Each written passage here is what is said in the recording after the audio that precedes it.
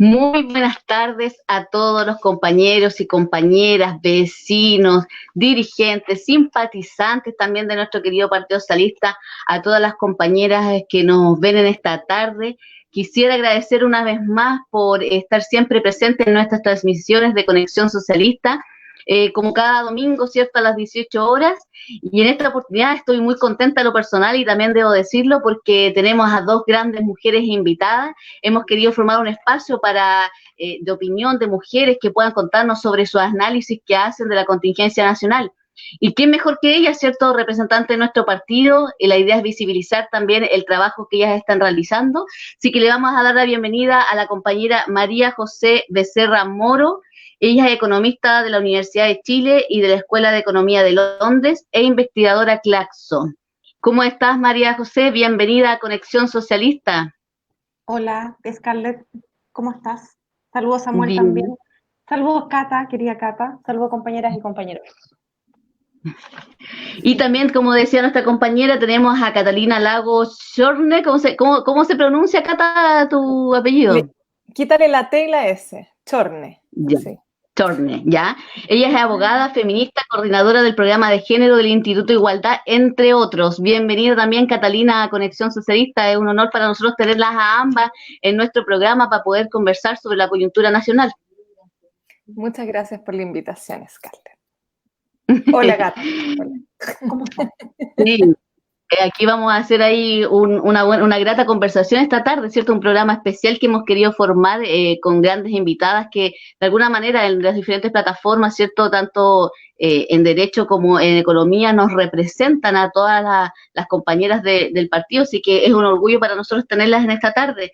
Y para comenzar un poco, Catalina, nos gustaría que si nos pudieras hacer un pequeño análisis sobre lo que o el análisis que tú haces sobre el estallido social que inicia, ¿cierto?, el 2019. Sí. A ver, yo creo que el estallido social se puede analizar desde múltiples e infinitas perspectivas. Yo quisiera hacer hincapié a lo menos en tres. Una, a nivel social, de cómo el estallido social da cuenta, ¿cierto?, de un despertar de la ciudadanía, de una politización de la ciudadanía que es tremendamente relevante y nos entrega, nos deja planteado, ¿cierto?, una serie de demandas de la ciudadanía en relación a el fin de los abusos, no más AFP, ¿cierto?, una revisión del sistema, de los sistemas de salud, etcétera, etcétera. Críticas que en general y demandas que en general dan cuenta de manera implícita una crítica al sistema económico que tenemos, al sistema neoliberal. Y digo implícita porque muy probablemente si nosotros nos transportamos en el tiempo y vamos a una de estas manifestaciones y le preguntamos a las personas cuáles son sus demandas, te van a decir, bueno, no más AFP, una salud digna, etcétera, etcétera. Pero si tú les preguntas, bueno, ¿usted está en contra del modelo neoliberal? Muy probablemente te van a decir que no. Entonces, ¿cuál es mi reflexión a partir de eso? Uno, del rol del Partido Socialista y de los partidos de oposición de traducir el malestar que hay hoy día en la ciudadanía, que se produce por una desigualdad estructural y tremendamente profunda en nuestra sociedad, que tiene y que es consecuencia de este sistema neoliberal que se implantó, ¿cierto?, en la dictadura militar. Y tenemos ahí nosotros un rol pedagógico que cumplir importante para que haya una conexión entre la situación precaria en que está viviendo la mayoría de la gente del país, ¿cierto?, con el sistema en el que estamos insertos. Por una parte eso, también podemos analizar, y eso daría para conversar mucho rato, pero seguramente hay que dejarle espacio a la María José para que también pueda opinar. Y ella seguro se va a hacer cargo de esto después. Creo que es importante analizar el estallido social también desde la perspectiva constitucional. Y yo sé que vamos a hablar en profundidad de esto durante el programa, pero mencionar que este estallido social puede ser leído en términos constitucionales como un momento constitucional en términos de Bruce Ackerman. ¿Qué quiere decir eso? Que lo que pudimos ver durante el estallido social, a partir del 18 de octubre, es una ciudadanía que estaba involucrada políticamente, ¿cierto? Que se movilizaba se volcaba en la calle a plantear sus demandas, de manera tal que la ciudadanía se convirtió en un actor político relevante que además promovió un desafío, un cuestionamiento al statu quo constitucional. Es decir, surgieron voces respecto de que la constitución que tenemos no es una constitución que sea apta, que nos sirva para enfrentar los desafíos que como sociedad estamos enfrentando. Y finalmente, la última perspectiva, y a mi juicio quizás la que más me importa relevar, es que el estallido social nos dejó graves violaciones a los derechos humanos. La represión de la protesta social por parte de los agentes estatales fue desmedida y vulneró gravemente los derechos humanos de distintas personas. Si miramos las cifras del Instituto Nacional de Derechos Humanos, en el último boletín informativo de cifras, que es del 19 de marzo de este año, vamos a ver que se presentaron más de 1.000 querellas por torturas y tratos crueles. Se presentaron 206 querellas por violencia sexual. Y en general, la mayoría de los agentes que se denuncian son carabineros, es decir, agentes estatales. 6 querellas por homicidio, 23 querellas por homicidio frustrado. Entonces, ¿qué es lo que vemos? Vemos una serie de graves violaciones a los derechos humanos, no hubo una respuesta política adecuada en el sentido de hacerse cargo del control que debe tener el poder político respecto de las fuerzas de orden y seguridad. Y actualmente sabemos que existen una serie de acciones judiciales en el ámbito penal que están investigándose, pero yo creo que tenemos que tener mucho ojo y mucha atención en que no se produzca impunidad.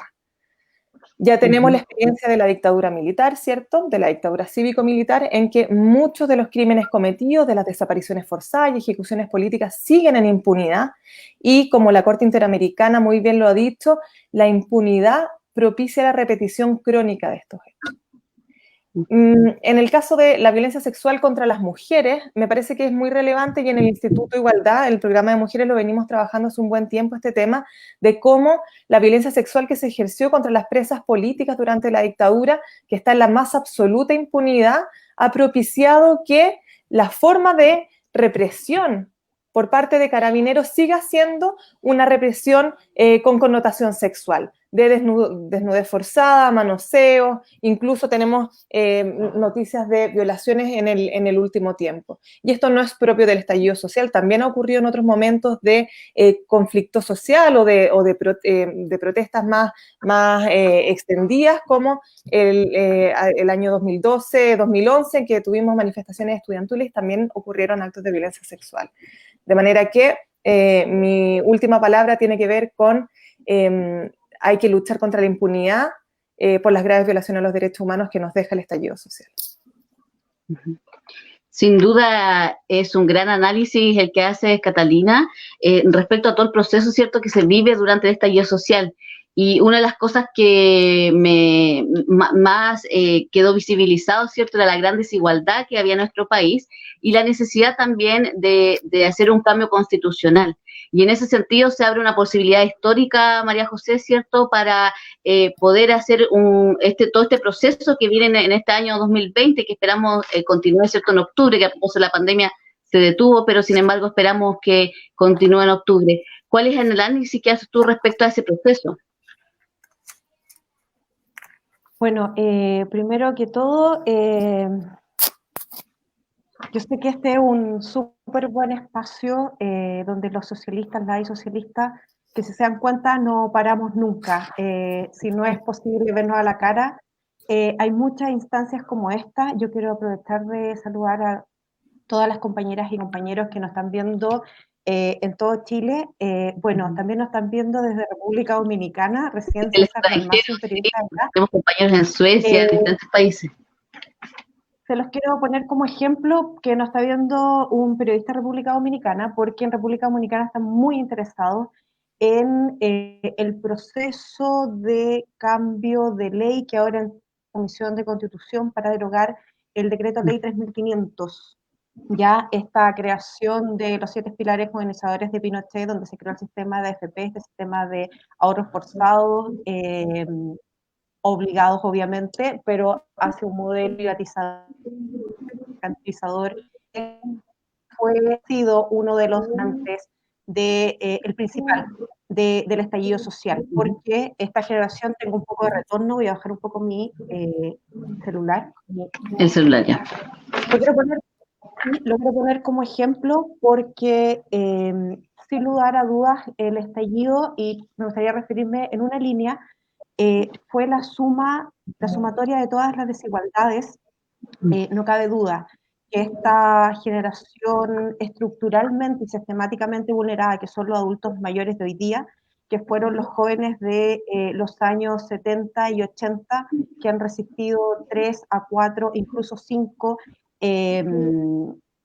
fuertes crisis y depresiones económicas que la pagaron gracias a su trabajo, trabajo precario, sin derechos laborales, después con derechos mercantilizados. Es esa la generación que logra generar esta equidad intergeneracional y que, por cierto, leyó muy bien el socialismo chileno y que sale a la calle en octubre. Es a ellos, a esa generación, que Chile es un país desarrollado hoy día, que es un país parte de la OECD, y por tanto es un mínimo que tenemos que seguir como las y los socialistas persiguiendo. Y qué duda cabe que este cambio constitucional, o sea, esta nueva constitución en democracia, este nuevo sueño de pacto social que como socialistas venimos trabajando, yo creo desde el mismo año 80 que se crea y se instala en Chile a través de nuestros espacios clandestinos con dirigentes clandestinos, con dirigentes perseguidos. Desde que se crea esta constitución, los socialistas prontamente entienden la necesidad de cambiarla, de proteger derechos, de desmercantilizar estos derechos y de tener otra relación donde hay una relación mucho más armónica entre Estado, mercado y sociedad civil. Porque hoy día lo que vemos es una constitución completamente a soberanía del mercado y donde, por un lado, tienes un Estado que tiene muy poco que hacer, y no estamos hablando de corte, estamos hablando de injerencia en la protección de estos derechos que son individuales, colectivos y que son son inalienables, o sea, uno nace con ellos hasta que muere, y el Estado poco puede hacer ahí. Y una sociedad civil que cada vez más, desde los 80, se ha ido mermando, se ha ido mancillando y no ha podido reconstituirse en este tejido social. Por tanto, este cambio constitucional, esta nueva constitución, se logra plasmar gracias a un nuevo actor. Y no es un nuevo actor, es un actor existente, pero que estructuralmente está invisibilizado. Nosotros y nosotras le debemos a los alcaldes y alcaldesas de Chile la posibilidad de haber presionado y haber sido la manija que le dio la posibilidad al Parlamento, más el estallido social, de esta articulación política y de movimiento social para esta posibilidad en abril de haber tenido este plebiscito que no se realizó y que efectivamente necesitamos. Y aquí hay que hacer un llamado a todas las y los socialistas a que requerimos organización, porque este plebiscito tiene que llevarse a cabo en octubre. Por todas las implicancias que tiene, que podemos seguir hablándolas, pero los argumentos que generan esta palestra, que generan estos cimientos constitucionales, sabemos que es necesario cambiarlos.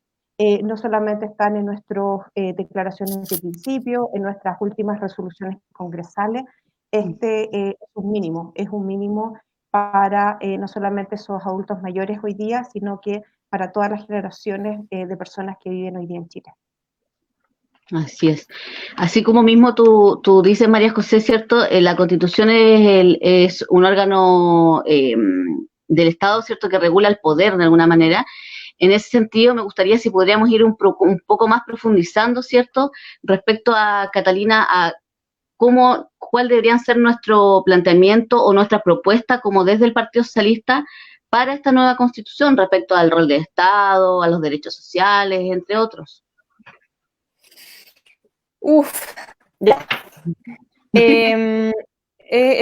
Claro, es una pregunta grande. Si hablamos desde la perspectiva de la parte orgánica de la Constitución, es decir, la forma de Estado, si debe ser un Estado unitario, un Estado federal, o la forma de gobierno, entendido que podría ser un régimen presidencial, semipresidencial, claro, parlamentario. Un congreso, por ejemplo. Luego, en cuanto a si es que se requiere un congreso, claro, bicameral o unicameral. Esas son todas determinaciones trascendentales que se relacionan las unas con las otras, ¿ya? O sea, cuando uno define un Estado unitario, las definiciones también de la forma de gobierno, etcétera, etcétera, todo se va relacionando. Yo no me quiero casar y no quiero plantear tampoco cuál debiese ser la postura del Partido Socialista en todos estos ámbitos, pese a que ya tenemos ciertos acuerdos. Como Partido Socialista hemos estado trabajando en distintas comisiones y también el Instituto Igualdad por muchos años estableciendo ciertos proyectos. Yo creo que lo más relevante, más allá de irnos como en lo técnico, a ver cómo se tiene que hacer estas definiciones, yo creo que podríamos hablar de ciertos principios que ineludiblemente deben estar en una constitución y que yo creo que es lo más importante y que va a determinar qué forma de Estado vamos a tener, qué forma de gobierno vamos a tener, si vamos a tener Congreso unicameral o bicameral. Un primer principio que me parece central es el de avanzar en la distribución territorial del poder político. A ver, ¿qué es lo importante? Garantizar una mayor descentralización, ¿cierto?, política y administrativa, para continuar profundizando el trabajo que se ha hecho para dotar a las regiones, ¿cierto?, de mayor autoridad, mayor poder, mayores recursos. Sobre todo atendido a la naturaleza de nuestro país geográfica, ¿cierto?, de ser muy extendido. Es tremendamente relevante que vayamos fortaleciendo cada región que tiene tantas diferencias esenciales en términos de las actividades productivas que realizan, los pueblos indígenas que habitan en ellas, etcétera, etcétera. Y hablando de pueblos indígenas, también me parece relevante que una futura constitución consigne la plurinacionalidad y la interculturalidad, ¿cierto? Necesitamos un Estado plurinacional. ¿En el sentido de qué? De avanzar en el reconocimiento de los pueblos indígenas, ¿cierto? ¿Reconocimiento de qué en particular? Porque siempre se habla de plurinacionalidad, pero no se entra en el detalle de qué implica eso. Bueno, eso implica reconocer el derecho a la representación especial que tienen, ¿cierto? Escaños reservados, ¿cierto? O aseguramiento de la participación política en los órganos de toma de decisión y de conducción del Estado. El reconocimiento de su preexistencia, el reconocimiento de sus derechos colectivos, de su identidad y su cultura propia, de la autodeterminación que tienen los pueblos indígenas, ¿cierto? El reconocimiento del derecho a la consulta, el reconocimiento de su derecho consuetudinario o de los mecanismos o jurisdicciones ancestrales que tengan, ¿cierto? Entonces les iba diciendo, garantizar una mayor descentralización, y eso es tremendamente relevante en una futura constitución desde la perspectiva orgánica, y ahí agregaría también establecer un principio de solidaridad territorial, en el sentido de que se asegure un desarrollo equitativo para todos los territorios, ¿ya? Para todas las unidades territoriales. La plurinacionalidad e interculturalidad. En tercer lugar, me gustaría plantear la importancia de establecer mecanismos de democracia directa o mecanismos participativos para la ciudadanía. Por ejemplo, la iniciativa popular de ley o el referéndum derogatorio de ley también. La urgencia ciudadana para proyectos de ley. Hoy día la facultad de poner las urgencias en la tramitación legislativa radica en el Ejecutivo y la ciudadanía también debiese poder influir en cuáles son las leyes más prioritarias, los proyectos de ley que deben tramitarse con mayor rapidez, atendida a las necesidades, ¿cierto?, de la ciudadanía. Ya hemos visto hoy día, por ejemplo, cómo se han tramitado proyectos de ley que no son relevantes desde la perspectiva de las demandas que se plantearon en el estallido social o incluso de las urgencias que ha planteado la crisis sanitaria, y esto tiene que ver con que no tenemos la ciudadanía la posibilidad de intervenir. Y el Congreso bastante escasas facultades para establecer cierto celeridad en la tramitación de los proyectos. Y bueno, finalmente, siempre se preguntan, sistema presidencial, ¿cierto? Parlamentario, semipresidencial. Yo les digo, no me quiero casar porque estoy en estado de reflexión desde una perspectiva feminista. No hay mucha literatura al respecto de cuál es la organización del Estado y del régimen político que nos beneficia a las mujeres. Así que por eso estoy en estado de reflexión. Pero en base a los principios que yo les he ido nombrando, mi intuición es que podríamos proponer un Estado regional, ¿ya? Miriam Enríquez, por ejemplo, la decana de la Universidad Alberto Hurtado, lleva varios años proponiendo esta figura en que se fortalecen las regiones, ¿cierto? Se establecen una mayor descentralización, entonces yo creo que sería esa figura, la de Estado regional. En cuanto al régimen político, quizás un semipresidencialismo, en que distingamos entre el jefe de Estado y el jefe de gobierno, ¿cierto? Transitar desde este régimen presidencialista reforzado o hiperpresidencialista a uno semipresidencial. Y la definición de un Estado regional tendría como consecuencia que quizás sería necesario tener un Congreso bicameral, pero bicameral en el sentido que tengamos un Senado que efectivamente representa las unidades territoriales y una Cámara de Diputados que representa a la ciudadanía, es decir, distinguirlos bien y establecer este rol de representación territorial en el Senado. Yo creo que eso sería como lo más razonable, pero insisto en que estoy en periodo de reflexión. Y una última idea, y podemos profundizarlo al final, el tema de la distribución del poder. Para las feministas es clave. Esto es gravitante. Siempre que las mujeres nos reunimos a hablar de nueva constitución, empezamos a hablar de los derechos que le faltan al catálogo de derechos fundamentales, el derecho a vivir una vida libre de violencia, derecho sexual y reproductivo. Yo creo que eso es importante y necesario, pero es insuficiente políticamente como un único objetivo de las mujeres feministas de izquierda, y en particular de las socialistas. Lo que tenemos que pelear es a la redistribución del poder, de manera que las mujeres podamos entrar a los espacios que han estado históricamente optados por los hombres, y podamos acceder a los órganos constitucionales en términos de democracia paritaria. Eso. Perfecto. Esperamos que también nos vengas a contar ya cuando termine la reflexión, Catalina, sobre cuál va a ser tu análisis respecto a esa reflexión que ahí tienes pendiente todavía. Queremos leer los comentarios que tenemos en línea en este momento. Tenemos compañeros y compañeras que están ahí viendo esta transmisión, a los cuales les queremos agradecer. Recordarles que pueden vernos a través del Facebook Conexión Socialista, en Instagram también Conexión Socialista, donde también vamos poniendo nosotros cuñas de nuestros invitados para que puedan ir revisando también, y por sanadurradio.cl, que también es una radio independiente que nos transmite en vivo y en directo todas nuestras programaciones, y que también agradecerles y mandarle un cariñoso saludo a ellos ahí que están escuchándonos esta tarde. Ahí tenemos a Pamela Espejo, acá de la comuna de Quilpué, dice: hola, buenas tardes desde el barrio El Retiro. Saludo a todo el retiro acá de la comuna de Quilpué, que están ahí viendo la transmisión. Priscila Marín, compañera también del partido del Comunal Quilpué, dice: hola, buenas tardes, compañeros. Un saludo para la compañera Priscila Marín ahí, que nos está viendo en estas transmisiones. Marcela Espinosa, también del Comité Central Regional, dice: buenas, saludos, compañeras. Hay un cariñoso saludo también a la compañera Marcela Espinosa, que nos está viendo en esta tarde. Margarita Arce, una compañera, también nos está saludando, dice: buenas tardes, compañera. Un cariñoso saludo también para la compañera. Mirta La Flores, del Comunal de Quilpué, también dice: buenas tardes. Buenas tardes también para Mirtala. Miguel Toledo, el compañero de Miguel Toledo del Comité Central Regional, también dice: tremendas invitadas, saludos y felicitaciones. Debo decir que el compañero Miguel, en cuanto supo que iban a estar ustedes dos, mandarte un WhatsApp, me dijo: yo voy a estar ahí esta tarde, así que ahí le mandamos un cariñoso saludo también para él, que está en nuestras transmisiones.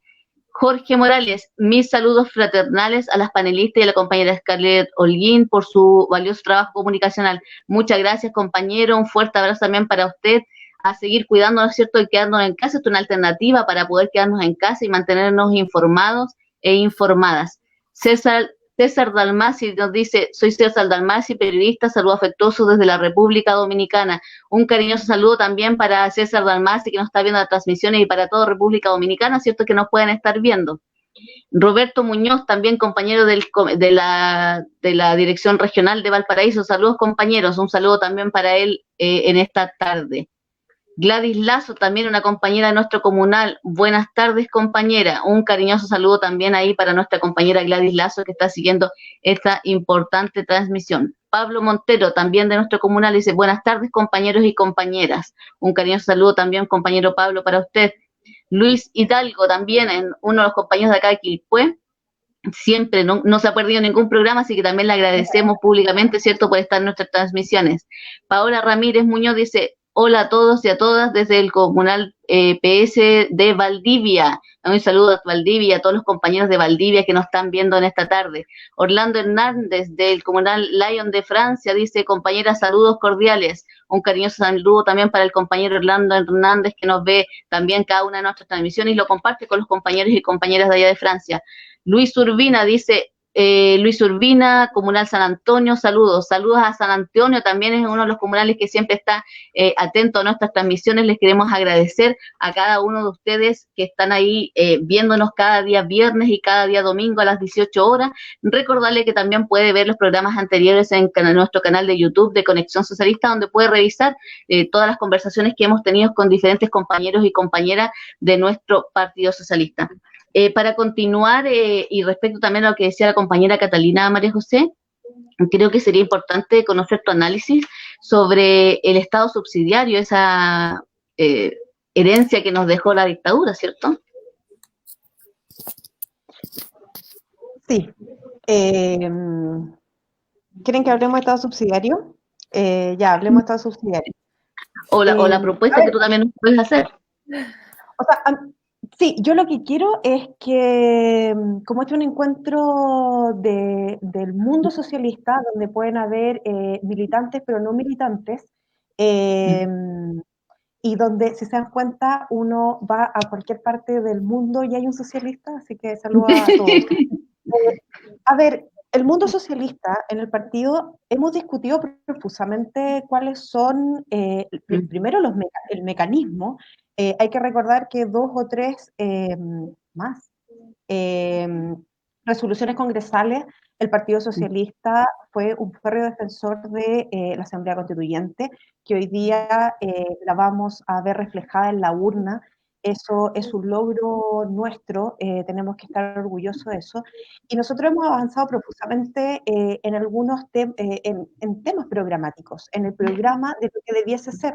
Incluso más, hemos discutido mucho sobre si esta debiese ser una constitución socialista o esta debiese ser una constitución que habilite a la política para pelear por y tener una instancia de debate en la sociedad.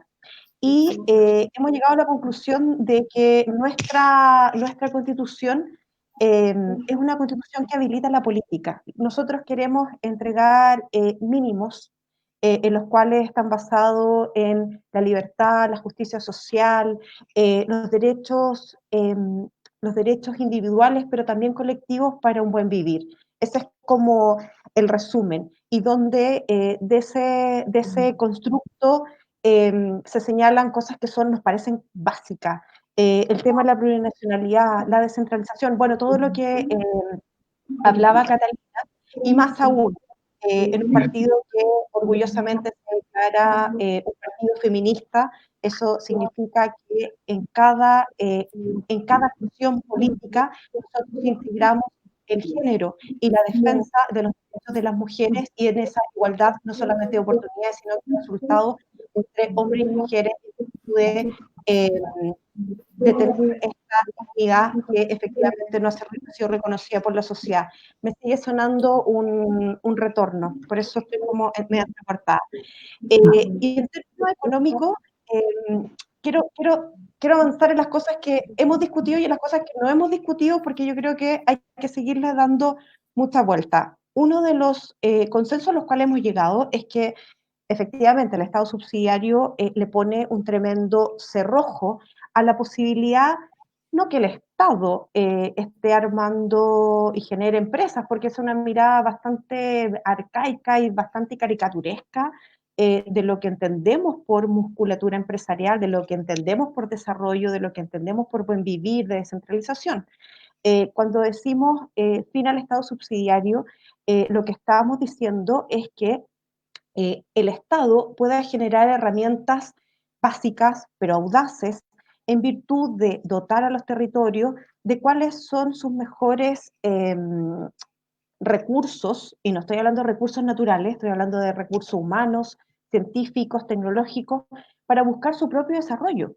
Está muy ligado a cuál es el rol, por ejemplo, de los municipios en el desarrollo económico local.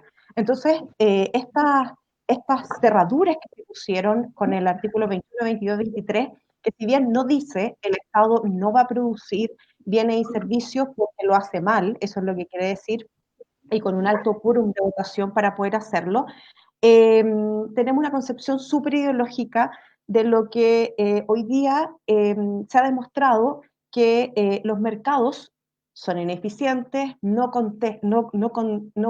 están respondiendo al bienestar de la ciudadanía y menos lo hacen en tiempos de crisis económicas y crisis sociales. Por tanto, la economía vuelve y tiene que volver a ser la respuesta del bienestar de todos y todas. Ese es como esa es eso es lo único que queremos cambiar. Esa es la posibilidad.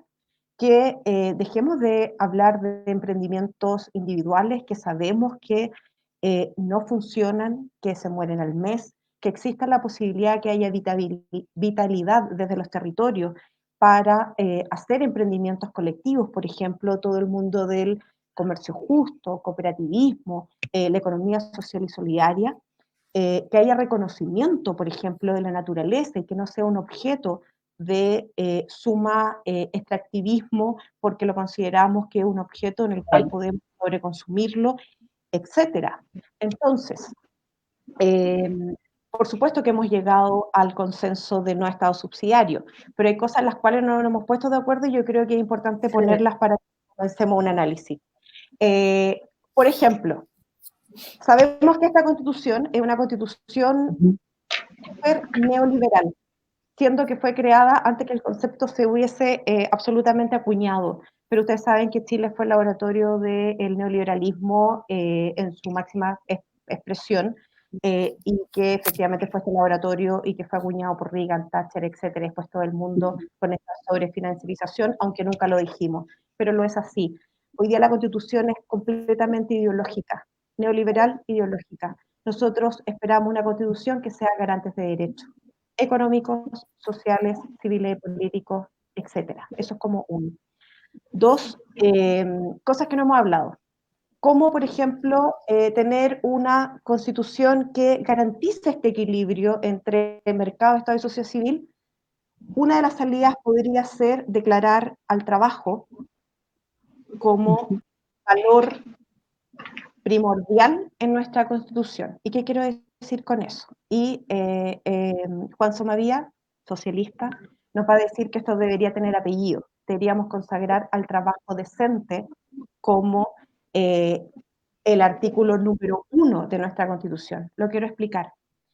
Si consagramos al trabajo, al valor del trabajo y al valor del trabajo decente, lo que estamos diciendo es el reconocimiento que el trabajo que hace cada uno, todas las personas que vivimos de nuestro trabajo y vivimos de las rentas del trabajo, que son las remuneraciones, los salarios, significa que no somos un objeto, que no somos un insumo, una empresa, que se tienen que respetar no solamente los derechos laborales y no solamente se respeta cuando hay un sindicato o hay que defender, sino que es un elemento en sí mismo. Nosotros, como trabajadores, producimos lo que es luego la tecnología, lo que es luego el capital, lo que es para las mujeres el trabajo remunerado, pero también el no remunerado. Es la reforma más simple, y así lo dice, por ejemplo, la Constitución italiana, que en el decreto número, o sea, en el artículo número 1 reconoce al trabajo como su valor. La República está fundada en el valor del trabajo, lo que está haciendo es ese reconocimiento, que habilita la política, y habilita, por ejemplo, al Ministerio de la Mujer y Equidad de Género, habilita al Ministerio del Trabajo, habilita al Ministerio de Economía y de Medio Ambiente en hacer un entramado legal y finalmente hacer las leyes necesarias para que ese valor que vive, no vive el 10%, vive el 93% de su valor del trabajo, sea cuidado y protegido por el Estado. Ese es un tema que yo creo que tenemos que hilar más fino porque debiésemos como socialistas llegar a una conclusión a eso. En términos también económicos, por un lado, lo que se llama el orden económico constitucional, por un lado está el Estado subsidiario, por otro lado está la descentralización, y por otro lado me parece súper interesante que hoy día se ha puesto en jaque con la pandemia y con los recursos, cómo se han destinado los recursos y de dónde han sacado la plata para financiar estos bonos hiperfocalizados, vamos a hablar, es sobre el rol del Banco Central.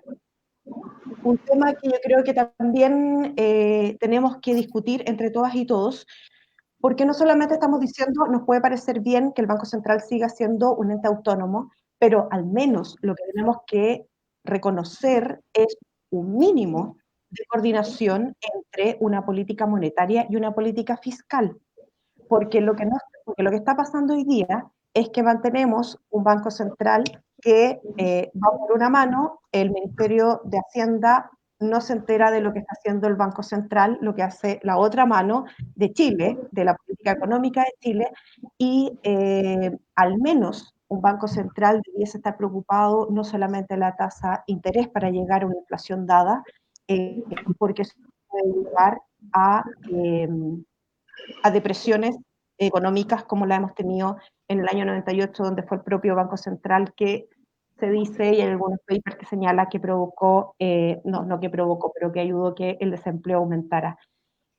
Si bien pueden ser cosas bien técnicas, yo creo que son temas que vamos a tener que seguir trabajando porque el argumento total está claro y yo creo que somos un partido que ha avanzado muchísimo en dotar de cuáles son estos mínimos constitucionales.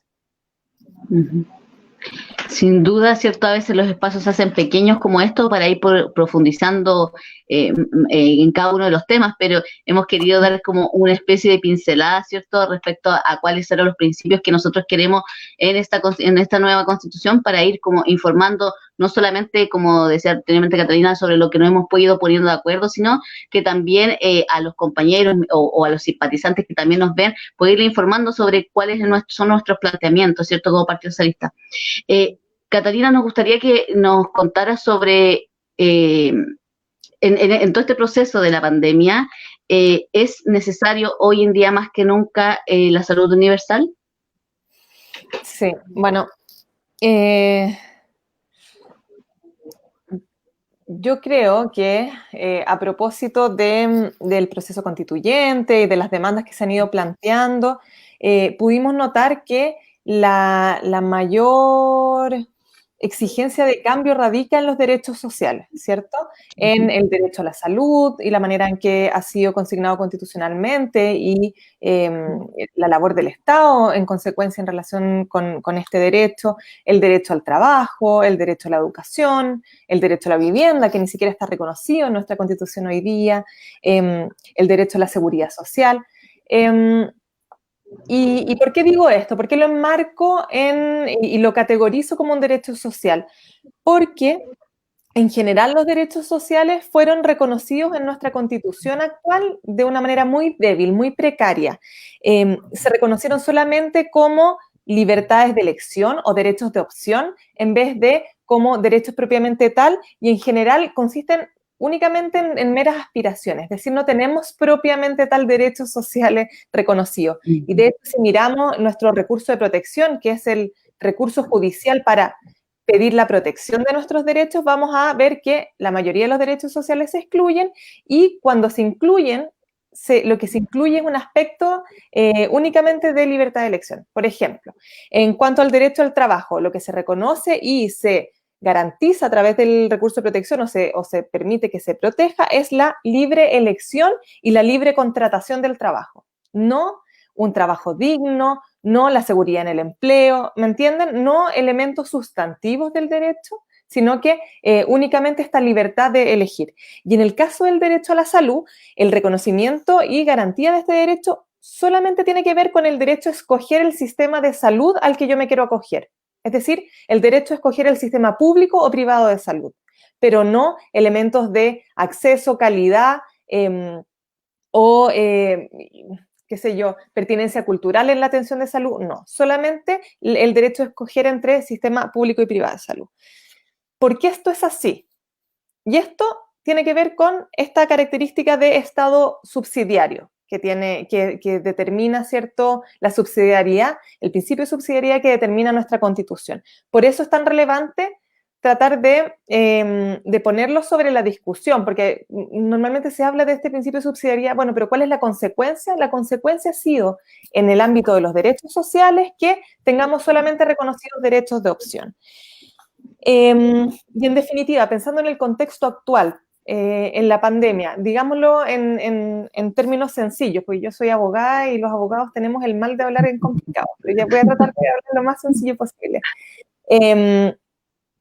No puede ser que... ¿Me ven? ¿Me escuchan? Sí. Ya. Me apareció algo en la pantalla. Ya. No puede ser que la cantidad de dinero que yo tengo en el bolsillo determine mis posibilidades de sobrevivir en esta pandemia. No puede ser que si yo soy pobre, esté destinado muy probablemente a morir si es que el COVID-19 me pega fuerte y que si yo tengo plata vaya a tener ciertas mayores garantías de sobrevivencia. Eso no puede ser. ¿Qué tenemos que hacer para corregirlo? En términos más generales, tenemos que avanzar de este Estado subsidiario, ¿cierto?, a un Estado social y democrático de derecho. ¿Qué quiere decir eso en términos concretos? En que tenemos que avanzar hacia un Estado que establezca, no que el Estado debe mantenerse al margen y mirar cómo los particulares ejercen la actividad económica, ¿cierto?, y solamente poder actuar cuando los privados no quieren o no pueden actuar. No. Queremos un Estado, ¿cierto?, que establezca una obligación a los poderes públicos de proteger la dignidad humana, de asegurar un mínimo de bienestar a sus habitantes, de tomar un rol activo, ¿cierto?, y de incorporar evidentemente un componente de solidaridad en el actuar estatal. Eso en términos, en lo que es relevante para los derechos sociales, porque también un Estado social y democrático de derechos debiese ampliar la participación ciudadana y una serie de otras consideraciones. Y este cambio de paradigma, ¿cierto?, tiene que tener como correlato o ir de la mano de un fortalecimiento del catálogo de derechos fundamentales. No puede ser que hoy día nuestra Constitución establezca con mayor fortaleza, con más garra, ¿cierto?, los derechos civiles y políticos, y en particular el derecho a la propiedad, y deje los derechos sociales y culturales en un segundo plano, y con no solamente un reconocimiento precario, sino que además en la desprotección, sin herramientas jurisdiccionales para exigir la protección de nuestros derechos. En cuanto al derecho a la salud en la nueva Constitución en concreto, ¿qué podríamos proponer o qué deberíamos exigir, por ejemplo? Un seguro universal de salud sin discriminación, ¿cierto? Que se garanticen prestaciones básicas de carácter universal y que se garantice no solamente el acceso a esas prestaciones básicas, sino que también la oportunidad, la calidad y la pertinencia cultural, además de el acceso a estas prestaciones sin discriminación de ningún tipo, por sexo, raza, origen nacional o carácter migratorio, etcétera, discapacidad, en fin.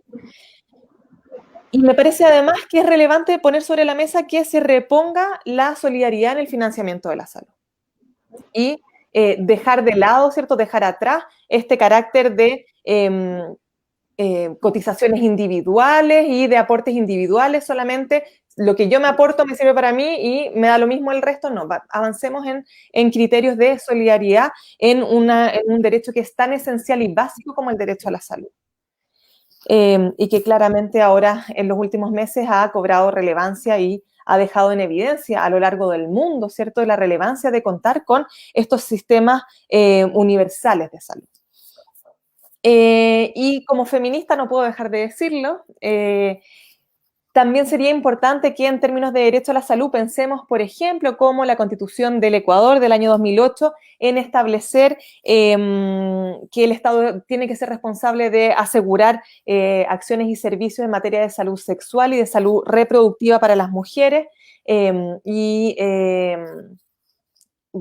la Constitución del Ecuador se hace un énfasis durante el embarazo, el parto y el posparto, pero se refiere a, de todas maneras, en la garantía de los derechos sexuales y reproductivos durante toda la vida de las mujeres.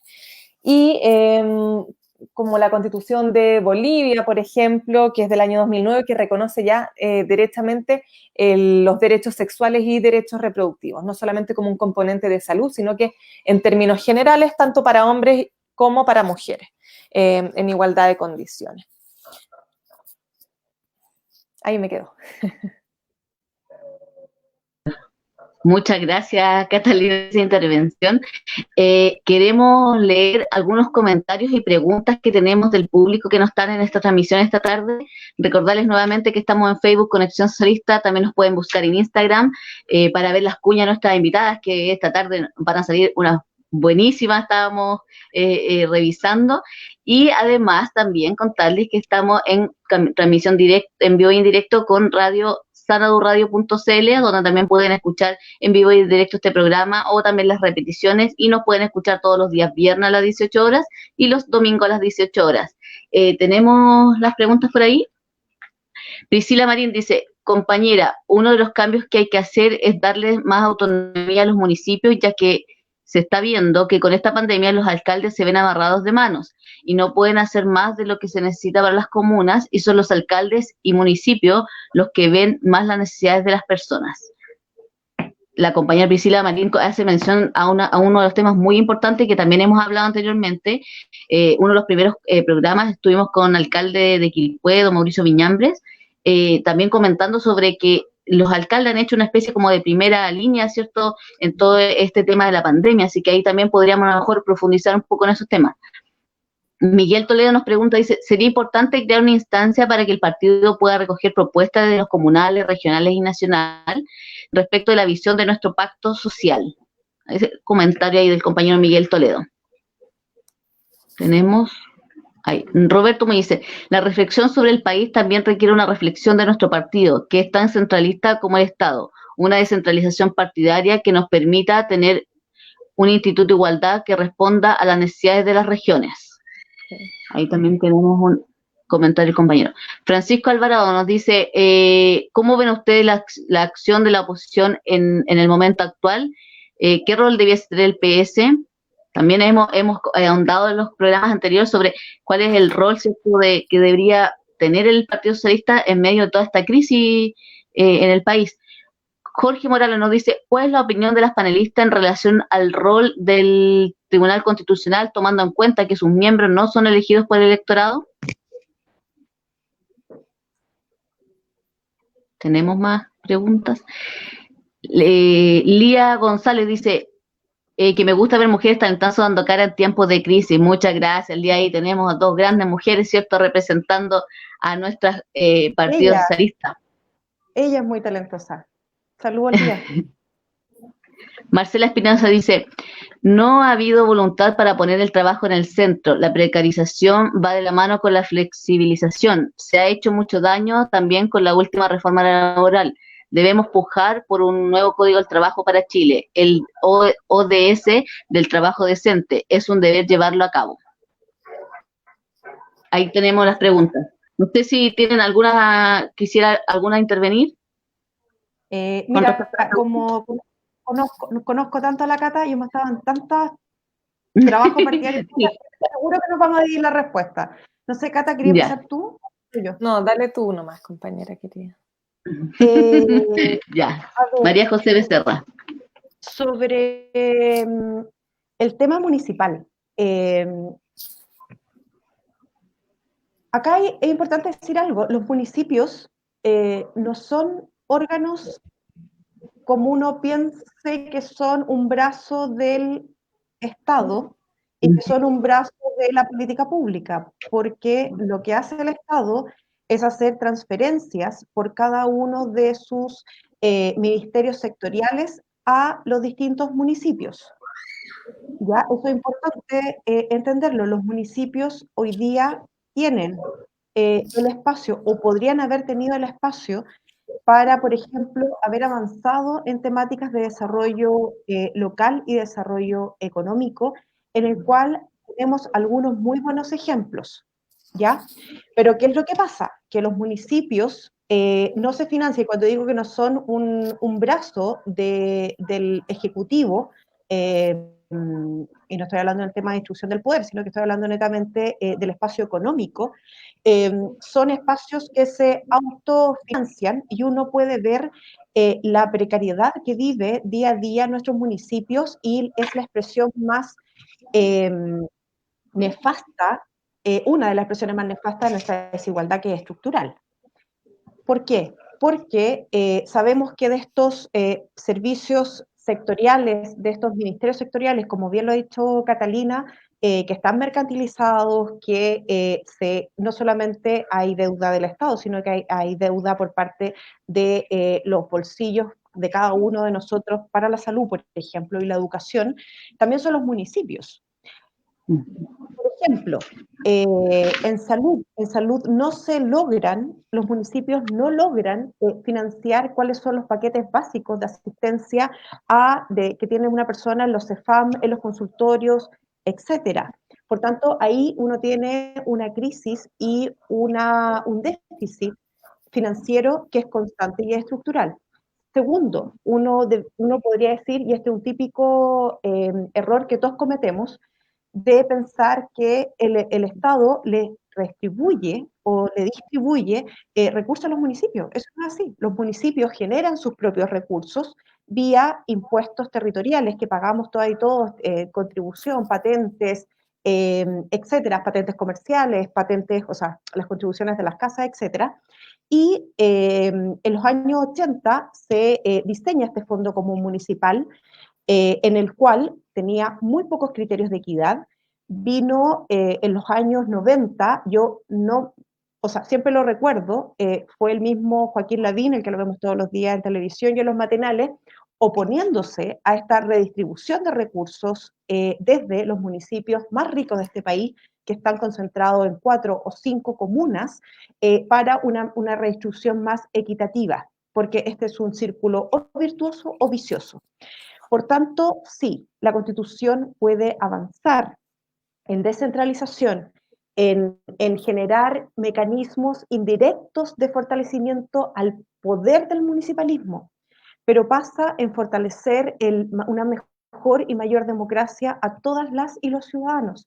Pasa por ejemplo, procesos de descentralización, democracia participativa, de que nosotras, desde nuestros territorios y nosotros, podamos hacer ese ejercicio de la política desde donde vivimos. Por tanto, eso es relevante. Eso es el tema municipal. Sobre las propuestas de igualdad, bueno, igualdad, el partido ha trabajado se llevan como 4 años que estamos trabajando en términos programáticos. Han habido encuentros regionales. Entiendo que igualdad tiene los mecanismos de descentralización y de trabajo territorial y también va a que efectivamente lo hagamos, empoderemos y nos hagamos cargo cada uno desde nuestras y nuestros territorios.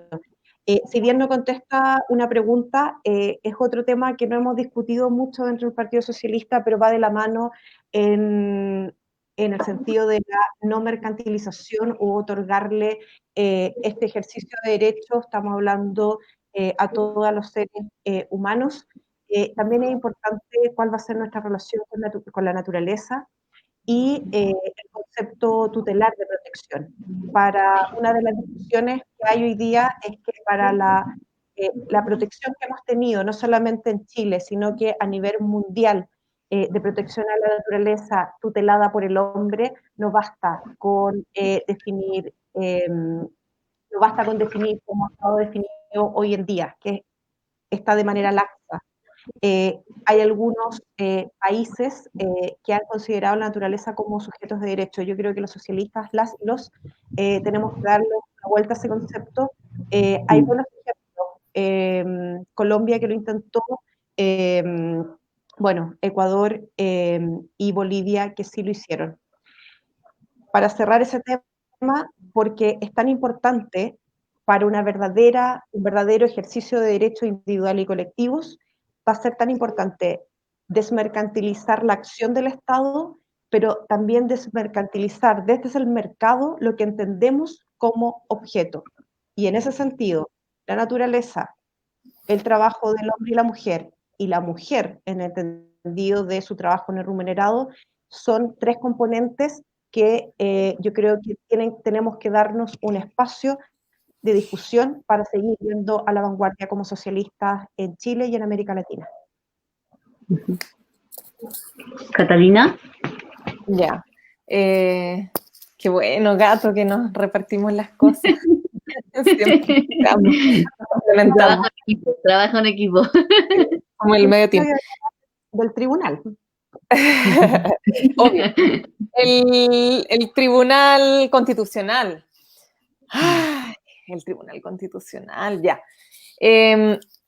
Podríamos estar mucho rato hablando del Tribunal Constitucional, pero ¿qué es lo que podemos decir? Que en el último tiempo se ha evidenciado de manera tremenda la necesidad de reformular, de modificar el Tribunal Constitucional.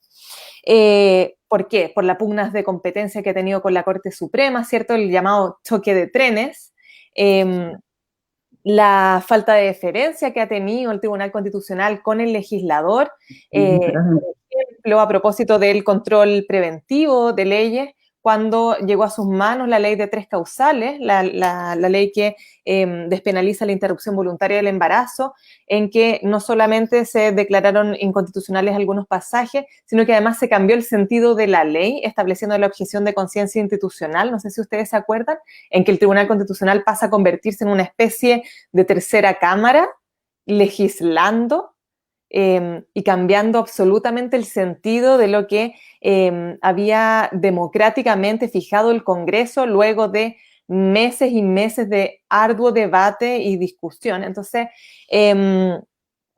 claro, tenemos un Tribunal Constitucional además que está ampliamente deslegitimado. Ya vimos lo que ocurrió ahora último, ¿cierto?, con la denuncia de la presidenta del Tribunal Constitucional, la ministra Bram, en relación con la dilación de los procesos en que se ha cuestionado la inconstitucionalidad de norma en el marco de procesos que se siguen, procesos penales por graves violaciones a los derechos humanos durante la dictadura militar, de cómo se ha, en resumen y en términos sencillos, utilizado al Tribunal Constitucional como un mecanismo más de impunidad en respecto a las graves violaciones a los derechos humanos, de manera que los agentes puedan seguir ganando tiempo, como si no hubiese pasado suficientemente tiempo en libertad y en impunidad. Entonces, está gravemente deslegitimado, hay que modificarlo. ¿Qué hacemos? Hay distintas posturas. El Partido Socialista en el último Congreso, si mal no recuerdo, definió derogar el Tribunal Constitucional. En mi opinión personal, yo sobre este tema sigo abierta a escuchar las distintas opciones que hay.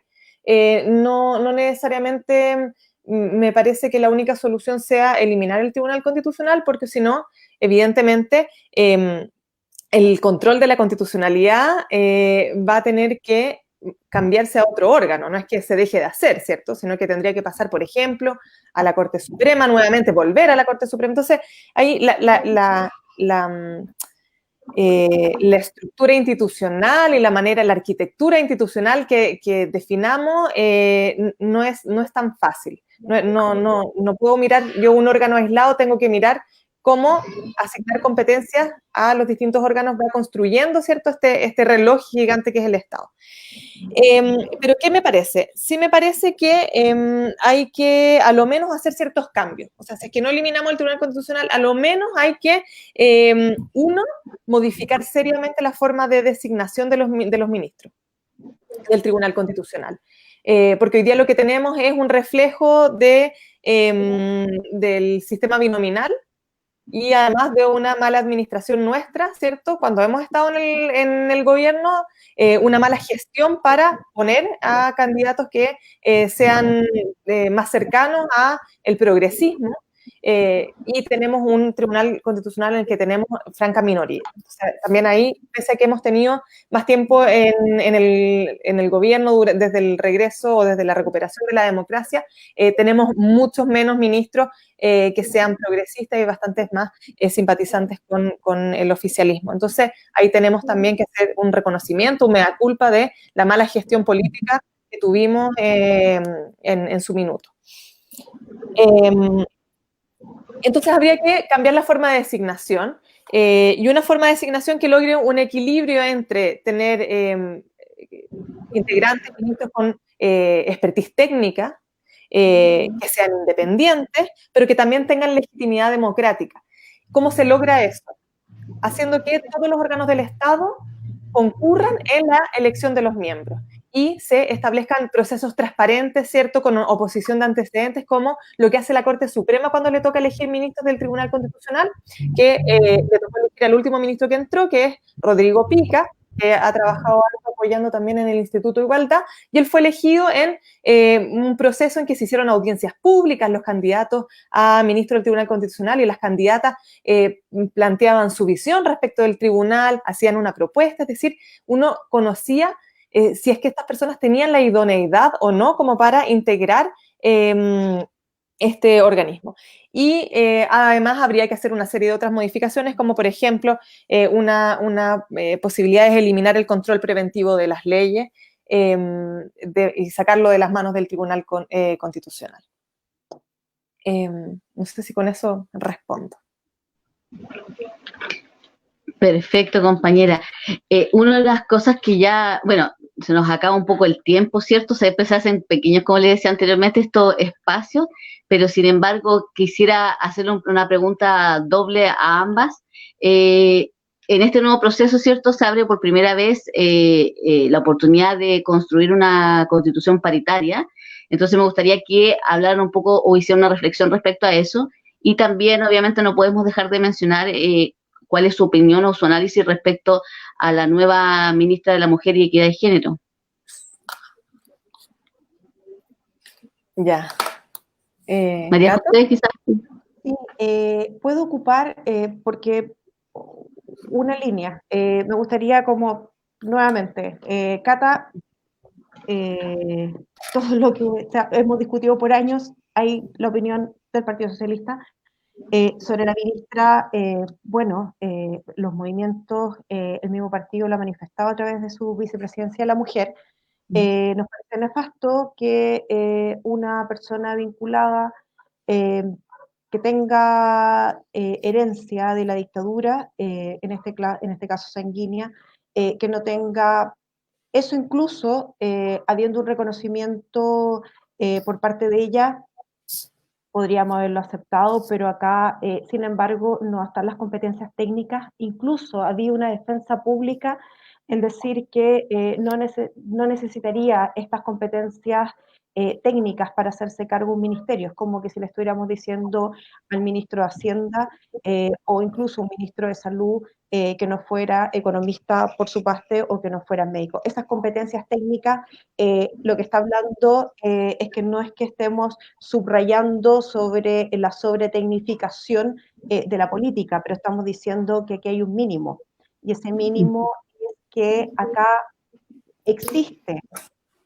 durante mucho tiempo estudios de género, estudios del feminismo, estudios, no solamente estudios, hemos tenido movimientos muy importantes feministas en Chile que han sido no solamente paso a que generemos nuestra idiosincrasia de género y de feminismo en Chile, sino que han sido mujeres lideresas socialistas de aquí para el mundo. Por tanto, es una falta de respeto. Y no me puedo ir, y por eso lo voy a pasar a... Están preguntando sobre la distribución de las ayudas, no ayudas, sino que las políticas públicas para la crisis. análisis. Así que si tengo 30 segundos, me gustaría referirme a eso. Catalina.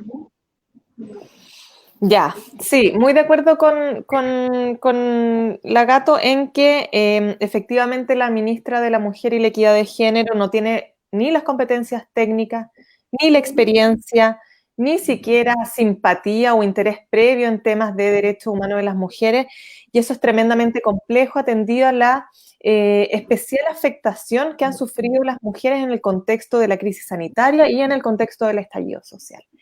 Es tremendamente grave.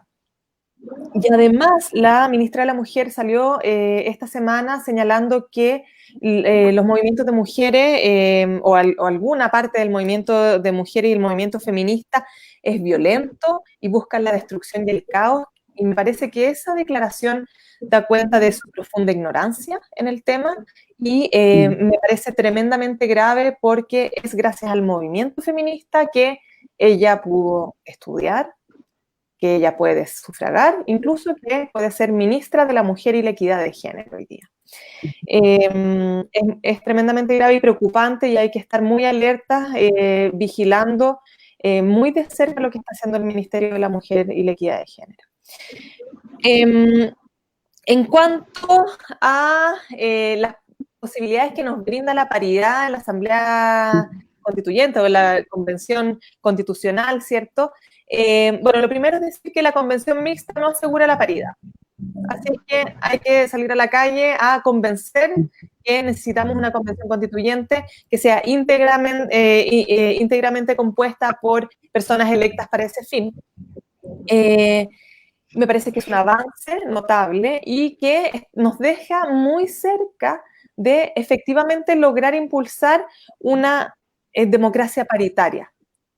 Es decir, que reconceptualicemos lo que es la democracia representativa, pensando que efectivamente el pueblo es sexuado y que necesitamos reconocer que las mujeres también son sujetos políticos, ¿ya? Entonces, ¿cuál va a ser nuestra tarea para una nueva constitución? ¿Y qué es lo que hemos hablado y hemos planteado y hemos acordado incluso en el último congreso como Partido Socialista? Que debemos reconocer a las mujeres como sujeto político, que debemos avanzar en el reconocimiento de derechos, por ejemplo, los derechos sexuales y reproductivos, el derecho a una vida libre de violencia de las mujeres, reformular los derechos que hoy ya están reconocidos, como el derecho a la salud, el derecho al trabajo, el derecho a la previsión social, en clave de género o con perspectiva de género. ¿Qué quiere decir esto? Incluir, por ejemplo, en el derecho al trabajo, el reconocimiento al derecho al trabajo reproductivo, al trabajo doméstico, ¿cierto? Como mencionaba antes la Gato. En materia de previsión social, el reconocimiento de las lagunas previsionales que tenemos las mujeres. Entonces, avanzar hacia un establecimiento de un sistema de previsión social que sea solidario entre los sexos e intrageneracional. ¿Qué más?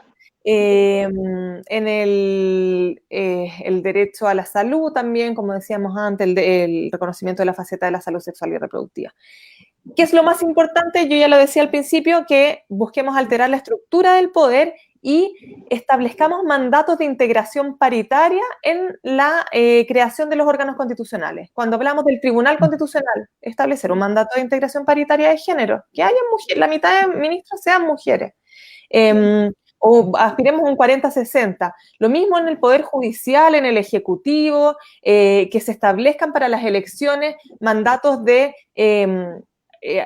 paridad, ¿cierto?, en las listas electorales, pero también mandatos de posición, por ejemplo, alternancia de sexo hombre-mujer, hombre-mujer, o sea, todas las cuestiones que hemos estado conversando a propósito de la Asamblea Constituyente o de la Convención Constitucional tienen que verse reflejadas también en la Constitución y en la construcción del Estado. Y también se deben remover obstáculos, los obstáculos que tenemos las mujeres y que han determinado que estemos en una situación de subordinación en relación con los hombres en la sociedad, que estemos en una situación de desigualdad estructural. Y por dar solamente un ejemplo, porque ya se nos acaba el tiempo, avanzar en él, como decía la Gato también antes, el reconocimiento del trabajo no remunerado y, por ejemplo, el establecimiento de un principio de corresponsabilidad social que redistribuya las cargas del cuidado y del trabajo doméstico entre hombres, mujeres y el Estado. Y creo que por ahí me voy quedando para no alargarme más. Chicas, quisiera agradecer profundamente por su tiempo, por su disposición de estar acá con nosotros conversando en esto que hemos decidido llamar Conexión Socialista.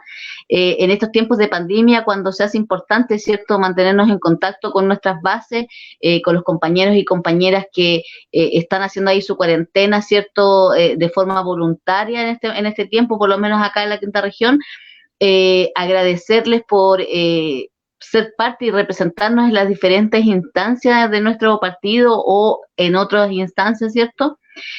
Recordarles a todos los compañeros y compañeras que nos están viendo la transmisión que nos puede ver todos los viernes y los días domingo a las 18 horas por Conexión Socialista Facebook. También puede seguirnos en Instagram para ir viendo los programas que se vienen, las cuñas de nuestras invitadas e invitados. Y por supuesto también puede ver la repetición de este programa en nuestro canal de YouTube Conexión Socialista. Agradecerle profundamente a las dos, a sanadurradio.cl también por estar transmitiendo cada día viernes y domingo nuestras transmisiones y darles un espacio para que puedan despedirse y entregarles un mensaje, ¿cierto?, a los compañeros y compañeras y simpatizantes que nos están viendo en esta tarde. María José. Bueno, primero, mandarle un... No, voy a aprovechar de mi 30 segundos para contestar la pregunta. Todas las políticas que se están generando en torno a la crisis sanitaria, esta crisis civilizatoria y donde también hay una crisis de género y de ecológica, esta es la suma de todas las crisis.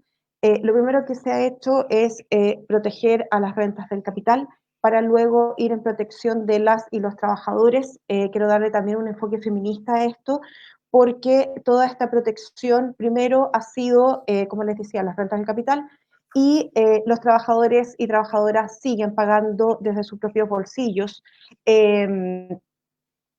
esta liquidez. Los subsidios, no se puede hablar de subsidios, son bonos. Esta renta temporal de emergencia es hiperfocalizada, más aún, lo podemos conversar, las mujeres van a ser más afectadas, primero porque van a ser las primeras que salen, las primeras desempleadas, las primeras desahuciadas del sistema, las primeras expulsadas, y segundo, son las que prontamente están en los espacios informales para esta subsistencia. Además, ya lo sabemos, son muchas de ellas, y felicitaciones a todas las compañeras que ya están levantando paquetes de alimentos. Sabemos que son las mujeres las que están parando ya las ollas comunes. También sabemos que, eso por el lado de las familias, sabemos que acá hay un sesgo y por eso necesitamos una constitución paritaria y necesitamos una escritura de la constitución que tenga tinte feminista. Por todas estas cosas. Para concluir, el subsidio a la pyme no es un subsidio a la pyme, es un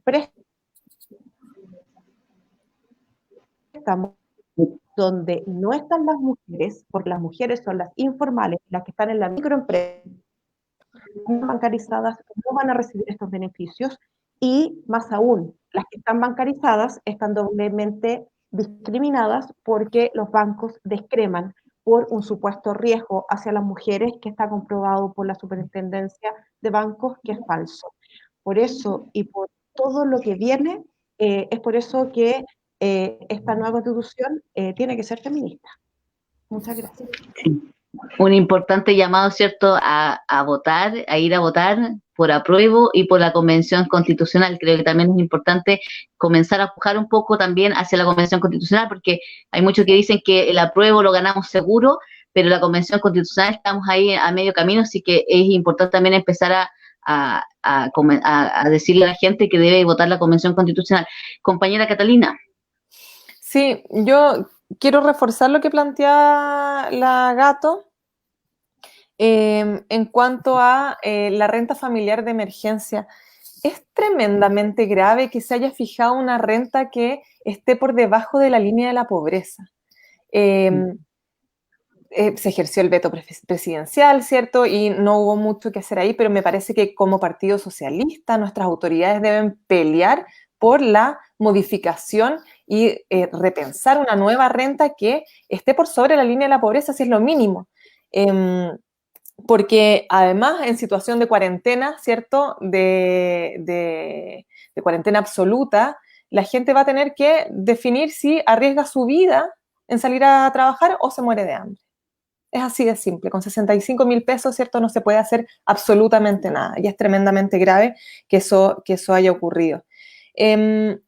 También me parece que es importante que como Partido Socialista apoyemos más a las trabajadoras de casa particular, que están en una situación tremendamente precaria, y ayudarlas en su exigencia de, por una parte, que se cree una renta básica de emergencia dirigida a ellas, y por otra, que se les incluya el Fondo Solidario de Cesantía. Hay una serie de otras situaciones que son relevantes, ya la Gato lo mencionaba, ¿cierto? Pero pensemos también con perspectiva de género en que a lo menos el 20% de los hogares monoparentales en Chile, el 20% de los hogares en Chile, de los hogares son dirigidos por jefas de hogar y son hogares monoparentales, y las mujeres solemos estar empleadas en forma bastante precarias, entonces hay que tener mucho ojo en que vaya a aumentar la pobreza y se siga feminizando la pobreza.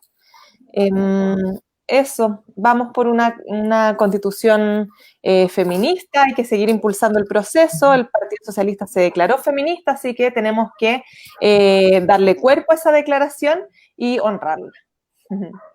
Y Sí, quiero agradecerte, Scarlett, la invitación a Conexión Socialista y a toda la gente que ha estado mirando, que han puesto comentarios maravillosos y han mandado cariños por el chat. Muchas gracias a todos. Agradecer. Hay un dicho que dice, la Constitución será feminista o no será, ¿cierto? Así que ahí estamos empujando hacia eso, así que agradecerles nuevamente por este espacio, por su tiempo, por su disposición. Debo decir, ¿cierto?, que soy una admiradora de ambas, de su trabajo, del trabajo que han hecho en lo personal y también empujando sobre los temas feministas, ¿cierto?, de nuestro país, y que agradecerles profundamente a María José Becerra, economista de la Universidad de Chile y de la Escuela de Economía de Londres e investigadora Claxo, a Catalina Lagos, abogada feminista y coordinadora del programa de género del Instituto Igualdad. Les invito también a que puedan seguir sus redes sociales de nuestras compañeras para que vayan conociendo más en profundidad el trabajo que ellas realizan y también irlas apoyando, ¿cierto?, en cada una de las cosas que vayan emprendiendo. Así que muchísimas gracias, mucho éxito, estamos en conexión. Conexión Socialista también está disponible para ustedes, para cuando sí lo necesiten volver a nuestro programa. Así que muchísimas gracias y agradecerles a todos los compañeros, compañeras, militantes, a los dirigentes sociales también de nuestra comuna, a los compañeros de todo Chile y del extranjero que nos ven a través también de esta señal, ¿cierto? Agradecerles por estar siempre con nosotros en sintonía de Conexión Socialista. Y nos vemos el próximo viernes, así que no se lo pierdan. Un fuerte abrazo fraternal a todos y a todas. Chao. Chao, Cata. Chao, Scarlett. Chao, Samuel. Chao, compañeros.